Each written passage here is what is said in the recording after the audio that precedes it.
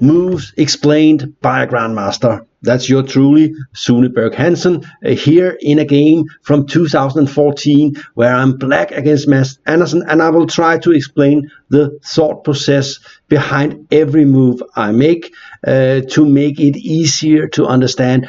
How much does a grandmaster see? How does he think? What is he looking at? What is he not looking at? Because sometimes I will not say something that you might think I should say, and you should definitely write it in comments and say, why didn't you look at that? And I can enlighten you about it. Anyway, let's get into it. I had a very good score against Mads Andersen at the time. He was clearly improving and close to grandmaster strength. But he was also a little bit afraid of me, I think, because he lost, I think, 3 games before this. So I'm black, and now he opens with d4. I play knight f6, a normal theory move. No, not much explanation needed here. I might play the King's Indian. I might play the Nimzo Indian. I think back then I would definitely play the Nimzo Indian. He plays the Trompowsky. A good dangerous opening. d5 is the best move, apparently. I think most sources agree. I have also played knight e4, but I decided to just play what's known as the best move. And he took immediately, and nowadays they don't like this crude strategy of just taking immediately. I think the main line at the moment is knight d2 or e3. And here it already gives me a difficult choice. The positional sort of sane, the ambitious way is to take with the d pawn, taking towards the center. This is what you want to do. You want to take towards the center whenever you can, building a strong center, and your dominance will sort of spread out from the center until the rest of the board. The thing is with taking with this pawn is that your h pawn here becomes a weakness, and 2, your king becomes slightly uneasy. Of course, what he is doing by taking here and playing e3, I took with the pawn, it frees this one, makes sure I have a safe king.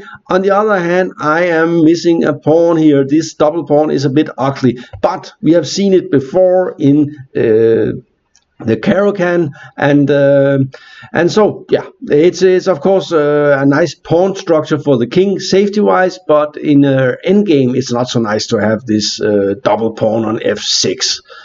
He plays e3. I think the best system for white, and I'm also a little bit afraid of this, is to play something like this: bishop d2, knight e2, knight d2, and c4, and then attack on the queen side. White is very solid on the king side, and he does have an advantage on the queen side.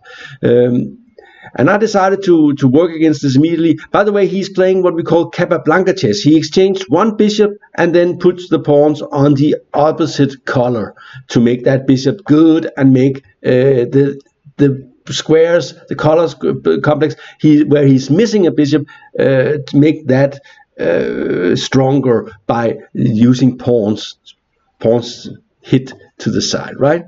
Knight d7, I think the main move is bishop d6 or something, but here I lured him to play this move, which I hoped he would do. I think the best move here is to play something like this, and I had not decided how to set up the position. I knew that the knight should belong here because it will go either here or here, and I'm fighting to get some control over the white squares. I'm already thinking that my black squared bishop will be quite strong. I'm more worried about my white squared bishop, that it will have something to do, so let's fight on the white squares. He plays c4, and I took that one. It's generally considered that the bishop pair is when you have the bishop pair, you are supposed to open the position.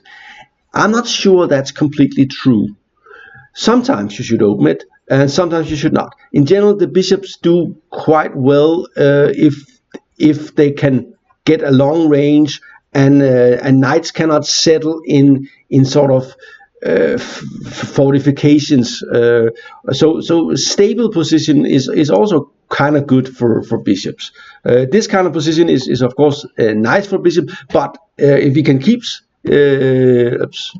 Oops, sorry, that was a mistake. If you can keep this structure, intact, it will not be easy to make those bishops work together. He took with the bishop, and now his bishop is on this diagonal. That's also nice, but that's not the same plan as trying to put the bishop on this diagonal and attacking on the queen side.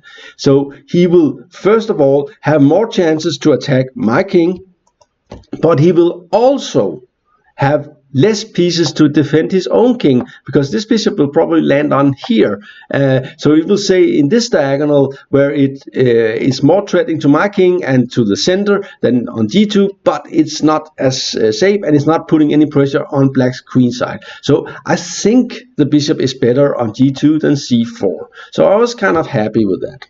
And bishop d6, just developing a piece, and in general the bishop belongs on this square where it eyes the king side, and of course it eyes this square as well. Here I played, I didn't know any theory here, so I decided to just play this move. I thought the queen probably belongs here, and I was probably trying to prepare something like c5 also, could be interesting at some point. And I don't know if I wanted to castle on the opposite way. I don't quite remember, to be honest. That's also why I think this series probably worked best with very fresh games. But let's see. This is an example of the opposite. Knight f3, and I decided after all I could castle. By the way, if he goes, I'm not afraid of this because I always have a check, and then I can kick it afterwards. So castle, and bishop d7. And I'm not. A normal move would be c6, but I'm not moving this bishop. I'm trying to stay flexible and see if I can do something. Maybe I would like to probably exchange this one and make the position even more open for my bishop. My big hope is that this guy will one day be very strong. This is what I'm hoping for. He is my pride and joy. White does not have a black squared bishop, and he does have some potential problems on the dark squares, which we will see. And after his next move, they actually becomes a lot worse, because after this move, I am already ready to try and fight really hard for the dark squares. So here comes c5. Now this is what you want to do. The question is, does it work here? Does it work in this position? I think it does. I'm of course not 100% certain, but in general I kind of like this move. I'm trying, as I said, to make this better, and this does really seriously weaken these two squares. So it's kind of a, I think kind of saying it's a misunderstanding is a bit tough, but it's definitely not the right move. So in this position he should have played something like rook e1, h3, rook c1, or queen c2 or something, and say, okay, and if you come with this and you take, then I will just leave it, and you can take here and I'll take back with the pawn or something. So let me avoid, I think h3 is a good move, probably avoiding this pin that can be annoying in a lot of situations. But after this I'm already happy, and he played this move and offered a draw. And he's hoping that I will take here, and then he can win something by taking here and here. Well, let's just see that. So this is the trick, and due to this this stuff, he's winning a piece. So don't take that pawn. But I'm just exchanging my weird knight for his good knight, and he has to take back with something. If he takes back with the bishop, I'm fine with that. I'll just I think I'll just cover this one, and I know this one will be strong. He could also here have played something like this, and I will take, and he'll take, and I think taking now is probably not advisable due to rook e1. But I just move the bishop, and I will play something like this or this, and maybe this, and undermine this this guy here. winning a pawn basically. So he's not ready for that kind of action. So he decided to exchange pieces, and I think he offered a draw. But I was already feeling kind of confident, and also I had won many games against Mads, so I felt okay, I can also win this one. So I just take it and rook here. So he does have a protected pass pawn here. That's all he got. I got the bishop pair and I got the black squares, and the black squares gonna be painful for him. The thing is, he has to sort of get this knight into the game. It's not so easy. He played here, attacking the queen. Makes sense. There's only one square, so not much explanation needed here. And he took this one, and I took back. And the problem is, of course, something like this just runs into this, and he will lose the pawn. So he played this move, which is kind of okay. He's getting ready to fight for the center, and hoping that he will be able to push the pawn and sort of pressure black back. But my position is solid. I'm the first to actually threaten something seriously. So with this one, I'm threatening here on f2, and he could play something like this, but it doesn't help. And here you could just see that white is worse. I can play f5 next time or something, and this one is out of the game. I can even play this sometimes. Anyway, the black squared bishop is a monster, and it's of course threatening here. So he played queen here. And you see that the thing is, with the bishop here, he sort of have to play on the king side, but there's nothing there. I got 4 pawns, and he's got a bishop that's locked in. So I'm not really afraid of that. And here I just have to find a way to get counterplay. So what to do here with black? Well, it's obvious. You have to annoy this kind of bishop. So a5 is a good move. Just pushing here. That, of course, gives white some squares on the white squares. The thing is, they're not really valuable, because I already could feel that in this situation, I will be able to play on the dark squares, like just playing on the dark square, just one color, and that's all you need. And he attacks the queen. It has to go. I have to be wary that if he gets to get his rooks in and this one pushed, and maybe the knight here, then he can get some initiative and so on. I should be wary of that. So I have to play actively. Queen a6 is a nice move. It really makes this threat big, because the queen is hanging here. So more or less forces this move. And I put my bishop here, taking away the e file, and I was very sort of happy here. The only thing white got now is this pawn, but will it be dangerous? It doesn't look that way, right? I will probably always be able to win it if it moves forward, and at the moment it's blocking his bishop here. He goes here, he has to cover the knight that was threatened by the queen and the rook, and I go here. Open file, and please notice that this very annoying bishop can't be moved. It will be stay here forever, and it does take away this square. Now he plays this move, which is sort of part of the plan. It might go here and so on. Oops, no, we're not going to play that move. It might go here. Anyway, but most of all, he would love to exchange one rook here. But the thing is, when you have bishops like I have here, you can feel that you control the files. So he's not going to be able to keep a rook on the c file doing much. So should I exchange or should I not exchange? It's very often a very, very difficult question. Should I keep a rook or not keep a rook? Here, you should definitely keep the rooks, and you're gonna see in the game why you should keep the rooks. So here I think black has a very serious advantage, mostly due to that white has a lot of control over the white squares. There's just nothing to attack, and black has the dark squares, and he has great squares to run to.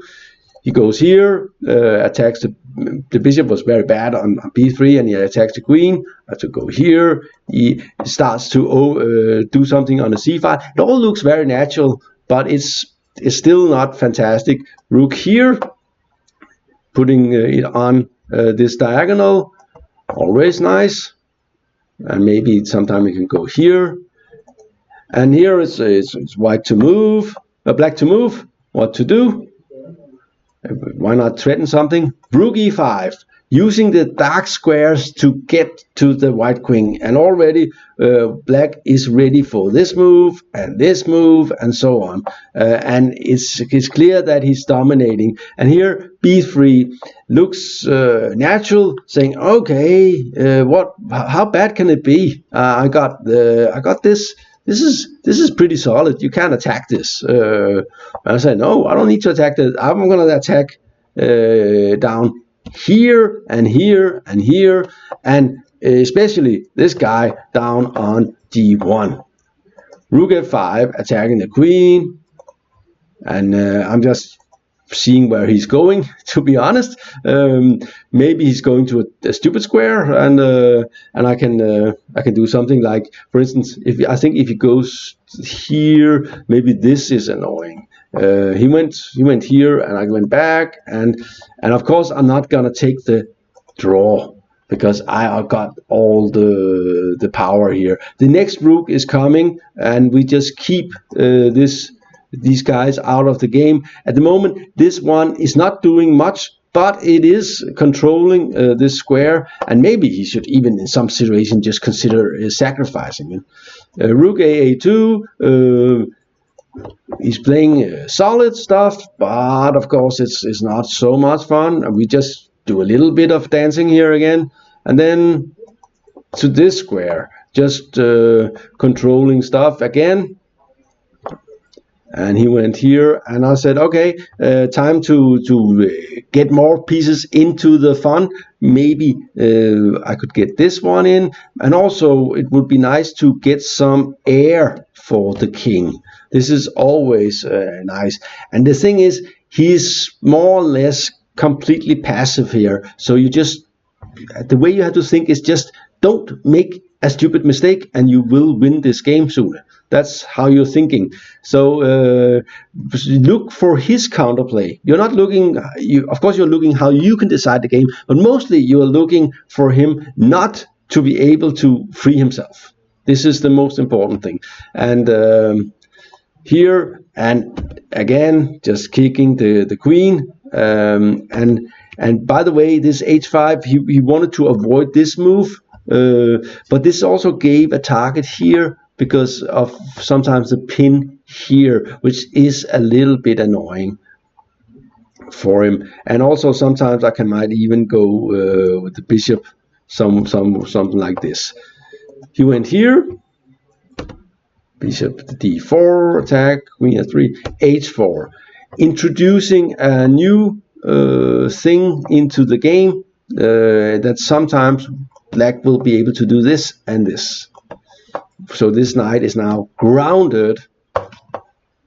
Queen, rook d2, and rook f5 again, kind of like this.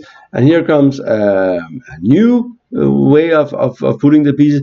And like I said, I'm totally dominating, so I just have to not mess it up. And I have to, of course, improve the scope of the pieces. And we saw that his defense is built on these rooks here. The bishop here keeps the pawn together. The knight here defends h2, and so on. And the queen was also a little bit good here on this square, but now it's almost running out of squares. So why not try to make it completely run out of squares with this move? Very nice aesthetic move, and threatening winning the queen with bishop f5.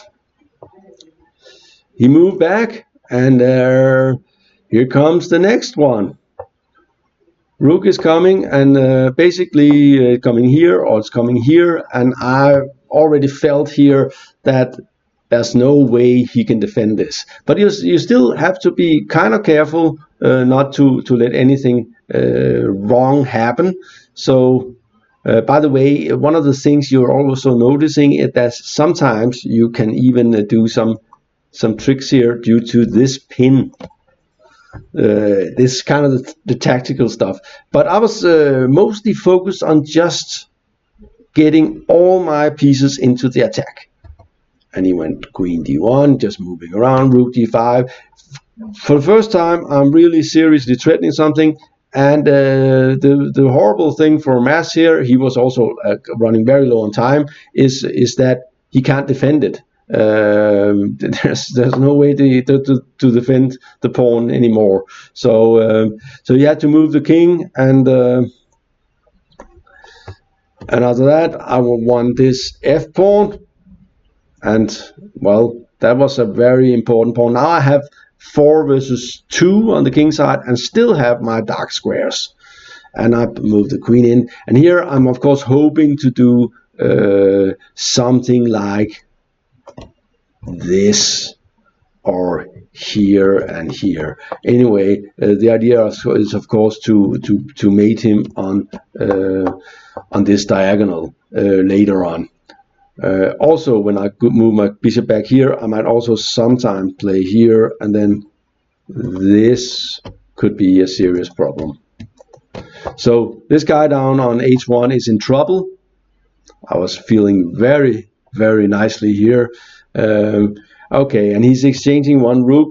He realized, I think he didn't, I should maybe at some point have tried to exchange one rook here. I still think black has a very big advantage. Getting back into the game, here queen d2, queen d6, and this, again, the black square dominance is just fantastic, and this guy here was just a big pawn throughout the game. And after this move, black wins in one move with this move, and white resigned this threat of mate here is winning. So this was a little one of the all moves explained. Please give your comments if you like this format. That is a little bit more extensive than the normal videos, but probably fun. I hope so. This was DM Talks. Thank you for watching.